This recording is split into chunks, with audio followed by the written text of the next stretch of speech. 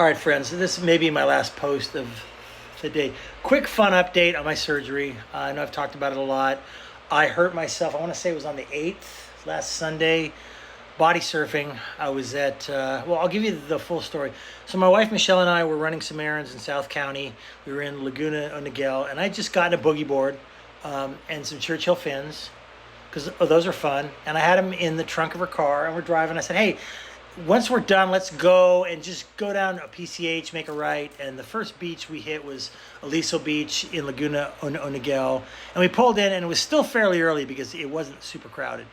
So we pulled in and got a parking space, and she goes, I'll just wait here. I said, I'm only going to be a few minutes. I just really wanted to get wet and ground myself and maybe catch a few waves. Excuse me. And she had her dog Bandit with her. And dogs can be in the parking lot, but they can't be on the beach between 9 and 6. So it's all good. So I go there and I look, and I think I've mentioned this before. The ocean was flat. It was like the Pacific Lake, but the ocean is so deceptive. And I was talking with a lifeguard, and he goes, yeah, it's pretty flat today, but you never know. And I noticed there was a little shore break, and it would come in occasionally. And if you know anything about a shore break, it's like the wave will just all of a sudden pull up at the shore and boom into the sand. So it's a dangerous break. It can be fun, but it can be dangerous. So I go out there and I'm kind of just paddling around. There's nobody really out body surfing. There's 3 people out in the water, but it's fine. And so finally, one comes in. No big deal. I catch it. I got up on it, and I felt the boom. I knew I was going to go down. Lost the board. So I went in the water, and there was this sound I'll never forget. It's called being boomed.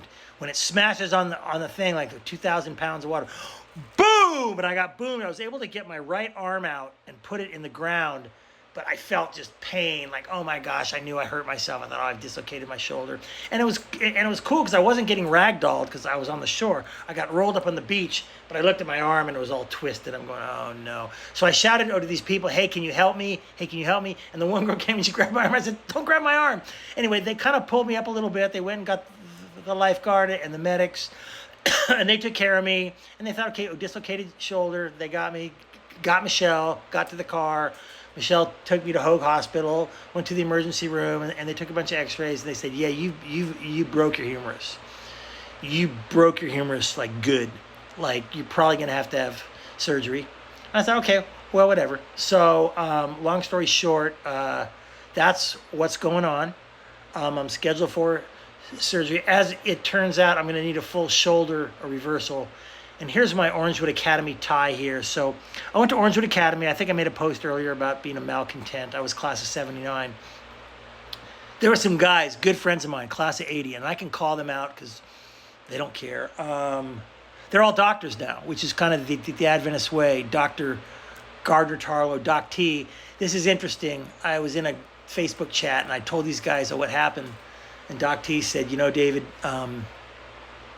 the way that break is, you should have had a cervical fracture when that wave boomed you, but your arm did its job. My arm did its job. God's hand did its job. So anyway, fun stuff. Good times with all those guys. And it's funny because, like I said, I ran with a pack of malcontents, some of who I can call out because, they don't care. My friend Monty Treesize, who went on to become a Navy SEAL. Nicest guy in the world, but just a badass mofo. Rick Lara, I think he's an attorney now. I haven't actually talked to him in person in years, but back and forth. Another friend of mine, who I'm not going to name because he doesn't like to be named, but he's Michelle's older cousin, so if you know, you know. And the 4 of us, we kind of got in worse trouble.